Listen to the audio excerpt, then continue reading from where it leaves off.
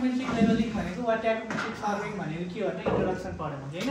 कस्तो ठाउँमा गर्ने, के गर्ने, त्यसमा के युज हुन्छ, एनालाइटिक लेन्स भनेको के हो, मल्टिप्लाइङ कन्स्ट्यान्ट भनेको के हो, एडिटिभ कन्स्ट्यान्ट भनेको के हो, त्यसको बारेमा हल्का सर्फेसली मात्र हेर्यौँ हो।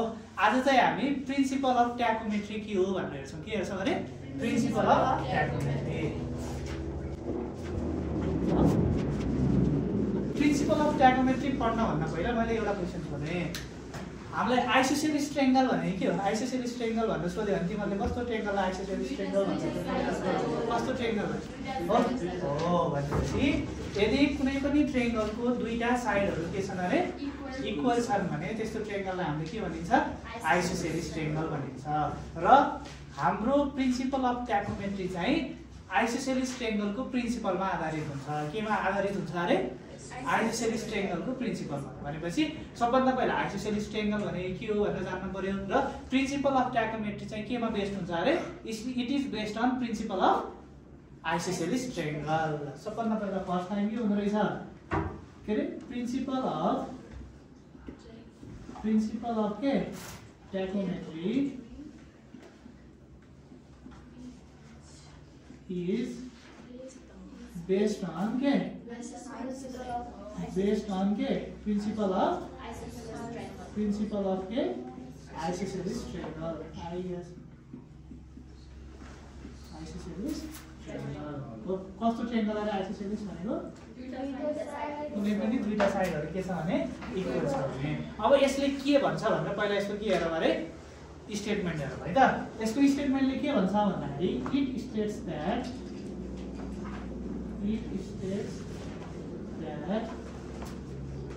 the ratio of perpendicular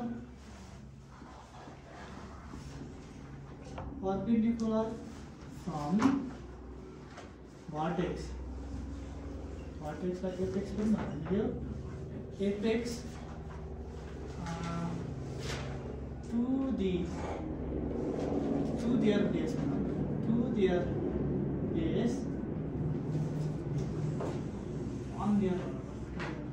bases to their अब यहाँनिर जुटिन्छ है, to their bases is के हुन्छ होला? is constant। यसले भन्नु खोजेको के हो?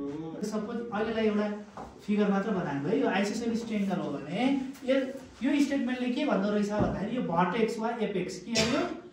भर्टेक्स वा के एपेक्स हो। यहाँदेखि चाहिँ तिमीहरूले यसको बेस भनेको यो हो कि लेट सपोज यो ट्रायंगल एबीसी भन्ने ट्रायंगल छ भने यसको सी भनेको भर्टेक्स हो कि हैन? हो। हुन त फेरि ए र बी पनि भर्टेक्स हुन सक्छ नि, हो कि हैन? बेस चेन्ज भयो कि भएन? हो। भनेपछि सी भनेको लेट सपोज यसको भर्टेक्स वा एपेक्स पोइन्ट छ भने अहिले यो ओरिएन्टेसनमा राख्दाखेरि यसको बेस भनेको के हो? एबी हो। के गरेर त भन्दाखेरि भर्टेक्सबाट चाहिँ एउटा परपेन्डिकुलर लाइन ड्रा गरेर, परपेन्डिकुलर भनेको 90 डिग्री हो कि हैन? हो। भनेपछि लेट सपोज यसको नाम ओसी छ। ओसी भनेको के हो? एउटा परपेन्डिकुलर लाइन हो। के हो रे? परपेन्डिकुलर लाइन हो। र एबी भनेको के हो रे? बेस हो। भनेपछि प्रिन्सिपल अफ ट्याकोमेट्री चाहिँ आइसोसेलिस ट्रायंगलको प्रिन्सिपलमा के हुँदो रहेछ? बेस्ड हुँदो रहेछ। त्यसले के भन्दो रहेछ भन्दाखेरि the ratio of perpendicular from the vertex on their bases भनेको कहाँ? भर्टेक्सदेखि बेससम्म के ड्रा गरेको परपेन्डिकुलर भनेको के हो? यहाँ यसको नाम के हो? ओसी। रेशियो भनेपछि के भयो? एउटा न्युमरेटर हुन्छ, एउटा के हुन्छ?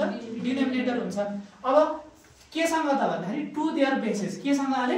बेस। बेस भनेको के हो? एबी। यो चाहिँ के हुन्छ अरे? जहिले पनि कन्स्ट्यान्ट हुन्छ भनेर भन्दो रहेछ। केले? प्रिन्सिपल अफ ट्याकोमेट्री भन्दो रहेछ। भनेको कुनै पनि ट्रायंगलको के भर्टेक्सबाट त्यसको बेसमा तिमीहरूले एउटा परपेन्डिकुलर लाइन ड्रा गर्यो भने के हुँदो रहेछ अरे? The ratio of perpendicular from the vertex to their bases चाहिँ के हुँदो रहेछ अरे? जहिले पनि कन्स्ट्यान्ट हुँदो रहेछ। सपोज यो कुनै एउटा ग्राउन्ड छ हो, यहाँ चाहिँ हामीले के गर्यौँ? इन्स्ट्रुमेन्ट यसरी सेट गर्यौँ। के सेट गर्यौँ अरे? इन्स्ट्रुमेन्ट। लेट अस सपोज यो पोइन्टको नाम ओ हो। के हो? ओ। यो इन्स्ट्रुमेन्टको एक्सिस होला हो। भनेपछि यो पोइन्टलाई के भनौँ? ओ ड्यास भन्नु हो। अब तिमीहरूले के गर्छौ त भन्दाखेरि डिफ्रेन्ट पोइन्टमा तिमीहरूले स्टाफ राख्छौ कि राख्दैनौ? राख्छौ नि हो। अब मैले के गरेँ? कुनै एउटा पोइन्टमा यहाँ स्टाफ राखेँ, त्यसैमा यहाँ स्टाफ राखेँ, त्यसपछि के गरेँ? यहाँ पनि स्टाफ राखेँ। यो चाहिँ नेचुरल ग्राउन्ड सर्फेस है त। अब हामीले के गर्छौँ? अब ट्याकोमिटरले मात्र कतिवटा स्टेडिया डायफ्राम हुन्छ कि हुँदैन हो, त्यसले हामीलाई कतिवटा रिडिङ दिन्छ स्टाफमा पढ्यो भने 3टा रिडिङ दिन्छ हो। एउटा भनेको के अरे मिडल क्रस हेयरले दिन्छ, एउटा मिडल रिडिङ आउने भयो, अर्को भने के अप्पर स्टेडिया हेयरले दिने रिडिङ आयो टप रिडिङ, अर्को भने के लोअर क्रस हेयरले रिडिङ आयो हो। भनेपछि 3टा रिडिङ आयो कि आएन? आयो। अब हामीले के गर्छौँ भन्दाखेरि के मानौँ भन्दाखेरि यो पोइन्ट भनेको ए भन्ने पोइन्ट हो, यो पोइन्ट के हो बी पोइन्ट हो, यो पोइन्ट के हो सी पोइन्ट हो भनेर मानौँ हो। यो पोइन्ट ए मा चाहिँ यसले के दियो भन्दाखेरि स्टाफ रिडिङ A1 भनेर दियो। के दियो रे A1 भनेर दियो। त्यसैले माथि पनि के रिडिङ दिन्छ कि दिँदैन? दिन्छ नि। त्यसलाई के मानौँ हामीले B1 भनेर मानौँ। के भनेर मानौँ? B1 मानौँ हो। त्यसैले यसले के गर्छ यो पोइन्ट बी मा तिमीले स्टाफ राख्दाखेरि पनि एउटा रिडिङ आउँछ कि आउँदैन? त्यो रिडिङलाई हामीले यहाँ A1 मानेपछि यहाँ के मानौँ A2 भनेर मानौँ। त्यसैले यसले माथि पनि रिडिङ टप वायरमा रिडिङ आउँछ कि आउँदैन? आउँछ नि। त्यो रिडिङलाई के भनेर मानौँ B2 भनेर मानौँ। त्यसैले यहाँ के हुन्छ A3 र के हुन्छ B3 हुन्छ। अब मलाई भन यो A3 र B3 बिचको डिस्टेन्सलाई के भनिन्छ? के भनिन्छ? स्टाफ इन्टरभल भनिन्छ। के भनिन्छ? स्टाफ इन्टरभल भनिन्छ। स्टेडिया इन्टरसेप्ट भनेको त के हो? कुनै पनि के स्टेडिया डायफ्राममा के हुन्छ 3टा के हुन्छ होरिजेन्टल क्रस वायर हुन्छ, एउटा के हुन्छ भर्टिकल क्रस वायर। यो भनेको अप्पर स्टेडिया भयो, यो के भयो लोअर स्टेडिया भयो। यो अप्पर स्टेडिया र लोअर स्टेडिया बिचको डिस्टेन्सलाई हामीले के भनिन्छ? स्टेडिया के इन्टरसेप्ट भनिन्छ। के भनिन्छ अरे स्टेडिया इन्टरसेप्ट भनिन्छ। अहिले त हामीले त यो त स्टेडिया डायफ्राम भित्रको के भित्रको अरे स्टेडिया डायफ्राम। अहिले त हामीले केमा हेरेको? स्टाफमा हेरेको। केमा हेरेको अरे स्टाफमा हेरेको। स्टाफमा हेर्दाखेरि त रिडिङ त सधैँभरि कन्स्ट्यान्ट हुन्छ र हो कि हैन? यो पोइन्टमा दिने स्टाफ रिडिङ र यो पोइन्टमा दिने स्टाफ रिडिङ सेम हुन्छ? हुँदैन। यो त चेन्ज भइरहेको छ नि त हो। यो भित्रको डायफ्राम चाहिँ यो स्टाफको कुनै एउटा पोइन्टमा त के हुन सक्छ? यसरी के हुन सक्छ? इन्टरसेप्ट हुँदै यो प्लेनमा बाट पास हुन्छ कि हुँदैन? हुन्छ नि हो। भनेपछि तिमीले स्टाफमा लेटर सपोज यो 1.5 भनेर पढ्यौ, यो 1.4 छ, यो 1.3 छ भने यस भन्नुको अर्थ के हो भन्दाखेरि टप रिडिङ माइनस के हो बटम रिडिङ हो। यसलाई के भनिन्छ? स्टाफ इन्टरभल भनिन्छ। के भनिन्छ अरे स्टाफ इन्टरभल वा इन्टरसेप्ट भने पनि हुन्छ। यसलाई यसले डिनोट गरिन्छ। केले डिनोट गरिन्छ? यसले। भनेपछि यहाँदेखि यहाँसम्म के हुन्छ? यहाँ के होला? यहाँ 3 भनेको छ, यसलाई के मानौ S3 मानौ। यो कति हुन्छ होला? S2 हुन्छ। यो कति हुन्छ? S1 हुन्छ। बुझे बुझेन हो? फरक स्टाफ इन्टरभल हुने भयो। बुझे बुझेन? स्टाफमा हामीले फिल्डमा गएर जब रिडिङ पढ्छौँ नि यो स्टेडिया हेयरले के गर्छ? त्यसलाई कुनै एउटा प्लेनमा त इन्टरसेप्ट गर्छ कि गर्दैन? अनि हामीले यहाँ 1.5 1.2 भनेर रिडिङ पढ्छौँ कि पढ्दैनौँ? टप रिडिङ पनि पढ्छौँ, बटम रिडिङ मिडल रिडिङ तिनटै पढ्छ कि पर्दैन? पर्छ नि हो। त्यो मध्ये टप रिडिङलाई केबाट घटाइदियो? टप रिडिङसँग के घटाउने? बटम रिडिङ घटायो भने के आउँछ? स्टाफ इन्टरभल आउँछ। र त्यो यो कन्स्ट्यान्ट हुँदैन। It depend. बुझ्यो? ग्राउन्डको कन्डिसनमा डिपेन्ड हुन्छ। बुझ्यो बुझेन? स्टाफ रिडिङ कहिले पनि कन्स्ट्यान्ट हुँदैन। तर पछि हामीले फेरि यसको मेथड पढ्ने बेलामा के अरे fixed hair method, movable hair method पढ्छौँ। त्यसमा फेरि के अरे कन्स्ट्यान्ट राख्ने केस पनि आउँछ। बुझ्यो बुझेन है? जेनरली अहिले यो केसमा चाहिँ के छैन अरे यसको भ्यालु के छैन अरे कन्स्ट्यान्ट छैन। अर्को फिगर बनाउँछ है। अब मैले अहिले चाहिँ सजिलो फिगर बनाएँ। लेट अस सपोज यो पोइन्ट O छ। के छ अरे यो पोइन्ट O छ हो। यहाँबाट यसरी लाइन पास भएको हो हैन हो। यसरी 3टा लाइन पास भएको हो हैन। अनि यहाँ बिचमा यो के हो? सेन्ट्रल वायर रिडिङ हो कि हैन? हो नि। एउटा स्टाफ मेरो यहाँ हो कि हैन हो। एउटा स्टाफ यहाँ थियो। यसको नाम हामीले के दिएको? पोइन्ट C भनेर दिएको। अर्को स्टाफ कहाँ थियो? यहाँ थियो। यसको नाम के दिएको? यसको नाम के दिएको? B दिएको हो। त्यसैले अर्को स्टाफ कहाँ छ मेरो? कुनै एउटा पोइन्टमा यहाँ छ हो। यसको नाम के दिएको? A भनेर नाम दिएको हो। यो पोइन्टको नाम यो हो है। यो भनेको कति हो? A1 हो। यो भनेको कति हो? B1 हो। यो पोइन्ट यो। त्यसैले यो कति हो? A2। यो कति? B2 हो। यो कति? B3 A3 हो। अब जहिले पनि यो त एउटा सर्टेन एंगल हेर त। तिमीले यो सेन्ट्रल वायरको रिडिङको आधारमा वा सेन्ट्रल पोइन्टबाट यो लाइन अफ साइट भन्न त लाइन अफ साइट भने पनि भयो। बुझेपछि यो सेन्ट्रल रिडिङबाट के हुन्छ त भन्दाखेरि जहिले पनि यो बटमको रिडिङ भनेको लोअर स्टेडिया रिडिङ र अप्पर स्टेडिया रिडिङ चाहिँ एउटै एंगलमा इन्क्लाइन भएको हुन्छ। के भएको हुन्छ अरे? एउटै एंगलमा के भएको हुन्छ अरे? इन्क्लाइन। लेट अस सपोज यसको यो total angle let us suppose beta छ भने यो एंगल कति हुन्छ?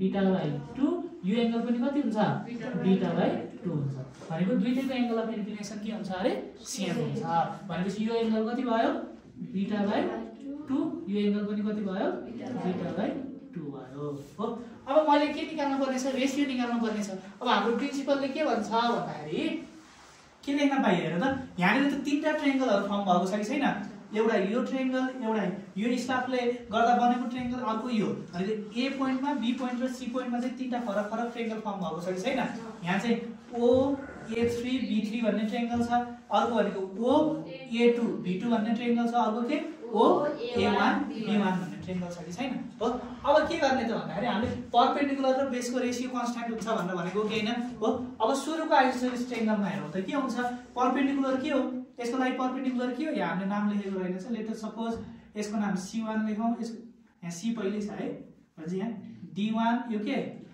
D2 र यो के D3 भन्ने पोइन्ट छ भने के लेख्न पाइयो OD3 अपन कति A3 B3 हो गएन इक्वल्स टु के OD2 upon A2 B2 equals to कति OD1 अपन A1 B1 यो के हुन्छ अरे कन्स्ट्यान्ट हुन्छ के हुन्छ अरे कन्स्ट्यान्ट हुन्छ र यो कन्स्ट्यान्टलाई चाहिँ हामीले के भन्छौं के भनेको के हो कन्स्ट्यान्ट मल्टिप्लाइङ कन्स्ट्यान्ट कुन अरे मल्टिप्लाइङ कन्स्ट्यान्ट र यसको भ्यालु कति हुन्छ 100 हुन्छ हो यो मल्टिप्लाइङ कन्स्ट्यान्टलाई हामीले f अपन i भनेर पनि लेख्न पाइन्छ के पनि भनेर लेख्न पाइन्छ अरे f अपन i फेरि अब यो f अपन f i मा चाहिँ f भनेको चाहिँ फोकल लेन्थ हो के हो रे फोकल लेन्थ हो i भनेको के हो के इन्टरसेप्ट स्टेडिया इन्टरसेप्ट के हो रे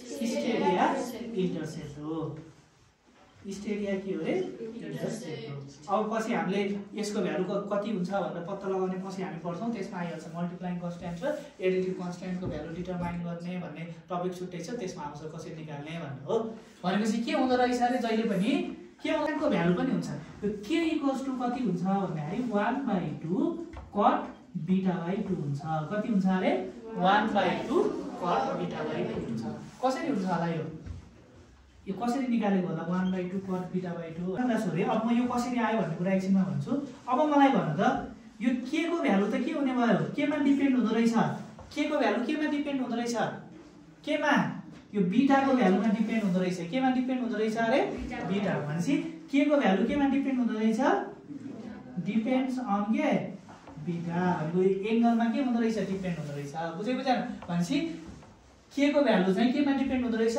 बीटा मा डिपेन्ड हुँदो रहेछ अब यहाँ आयो भनेर हेरौँ है त कुनै एउटा ट्रायंगलमा गरे भने सबैलाई गर्ने प्रोसेस के हो रे सेम हो ल अब यहाँ मध्ये कुनै एउटा ट्रायंगल हेरौँ त ल त्यसैले यो ठुलो ट्रायंगल बाहिरको ठुलो ट्रायंगल हेरौँ है त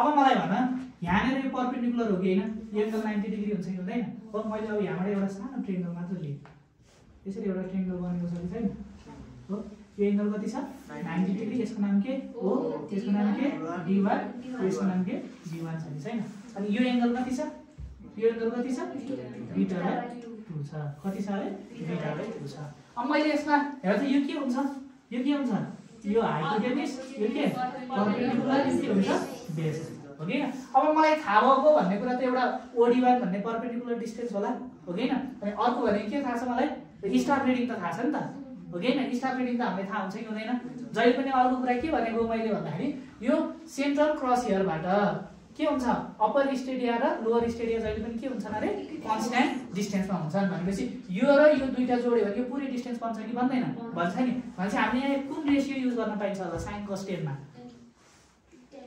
tan को रेशियो युज गर्न पाइयो कि पाइएन हो भनेपछि यहाँ के लेख्न पाएँ मैले tan β/2 इक्वल्स टु कति हुन्छ p/b हो कि हैन p भनेको कति छ b1 d1 डिवाइड बाइ के o d1 छ हो र मलाई भन त b1 d1 भनेको कति हुन्छ होला b1 d1 भनेको कति हो b1 मलाई थाहा भएको त रिडिङ त a1 र b1 थाहा हो नि त मलाई b1 d1 थाहा छ र थाहा छैन यो a1 b1 को के हुन्छ ट्वाइस हुन्छ कि हाफ हुन्छ कि ट्वाइस हाफ हुन्छ नि त यो सेन्ट्रल वायरबाट त यो तलको रिडिङ र माथिको रिडिङ त के हुन्छ इक्वल डिस्टेन्समा हुन्छ भनेर हिजो पढेको हो कि हैन भनेपछि यो B1 D1 मा A1 D1 जोड्दियो भने के बन्छ B1 A1 बन्छ भनेपछि हामीले यहाँ के लेख्न पाइयो B1 D1 भनेको के को हाफ हुँदो रहेछ 1/2 के को A1 B1 डिवाइड बाइ 2 तल कति छ O D1 छ यसलाई अझ फर्दर क्याल्कुलेट गर्यो भने के हुन्छ 10 β/2 हो यसलाई अझ फर्दर क्याल्कुलेट गर्यो भने के हुन्छ 10 β/2 A1 B1 by 2 O D1 भनेर लेख्न पाइयो कि पाइएन पाइएन के लेख्न पाइयो अरे 2 O D1 तर मलाई त यहाँ हाम्रो के थियो मलाई रेशियो चाहिएको त O D1 by A1 B1 भनेर चाहिएको हो कि हैन यसलाई इन्टरचेन्ज गर्न मिल्छ किन मलाई यो के को भ्यालु निकाल्ने हो नि त हो कि हैन भनेपछि मलाई चाहिएको त A1 B1 by O D1 चाहिएको हैन नि त म माथि के हुन्छ परपेन्डिकुलर डिस्टेन्स तल चाहिँ के हुन्छ बेस हुन्छ बेसको लेन्थ वा डिस्टेन्स जे पनि भन्न पाइयो नि त हो भनेपछि अब त ठ्याक्कै अपोजिट छ कि छैन अब यसलाई के गर्न पर्यो के को फर्ममा चेन्ज गर्न पर्यो यो OD1 परपेन्डिकुलर डिस्टेन्सलाई चाहिँ न्युमरेटरमा ल्याउन पर्यो AB1 लाई केमा ल्याउन पर्यो डिनोमिनेटरमा ल्याउन पर्यो अब मैले के गर्छु भन्दा यसलाई उता लगाऊ नि त है सिधै गरे पनि हुन्छ अब हेर त यहाँ के लेख्न पाइयो 2OD1 इन्टु के 10 β/2 भनेको कति हुन्छ A1 B1 हुन्छ के हुन्छ अरे A1 B1 हुन्छ अब यहाँ के लेख्न पाइयो अब मलाई के चाहिएको OD1 हो डिवाइड बाइ A1 B1 लाई यता ल्याउन पाइन्छ A1 B1 लाई यता ल्याउन पाइन्छ यता के हुन्छ होला मलाई भन्नु त 1/10 β/2 के हुन्छ तल आउँछ कि आउँदैन के हुन्छ 1/के हुन्छ 210 β/2 हुन्छ यो बुझ्छ कि बुझ्दैन यसलाई के गरेको OD1 र A1 B1 लाई के गरेको एउटै ठाउँमा ल्याएर राखेको हो मलाई चाहिने त त्यही हो नि त OD1 अपन A1 B1 चाहिने हो कि हैन हो मलाई त्यसको भ्यालु कति हुन्छ हामीलाई भ्यालु त यसको कन्स्ट्यान्टको भ्यालु त कति हुन्छ भन्ने कुरा त हामीलाई थाहा छ कसरी आएको भनेर हेर्न खोजेको हो कि अब मलाई त 1/10 थीटा भनेको के हो 1/10 थीटा भनेको के हो cot थीटा हो कि हैन भनेपछि के हुन्छ OD1 अपन के A1 B1 भनेको के भयो 1/2 त छँदै छ 1/10 भनेको के हो cot आयो कि आएन हो भनेपछि के को भ्यालु कति हुँदो रहेछ 1/2 cot θ/2 यति हो प्रिन्सिपल अफ के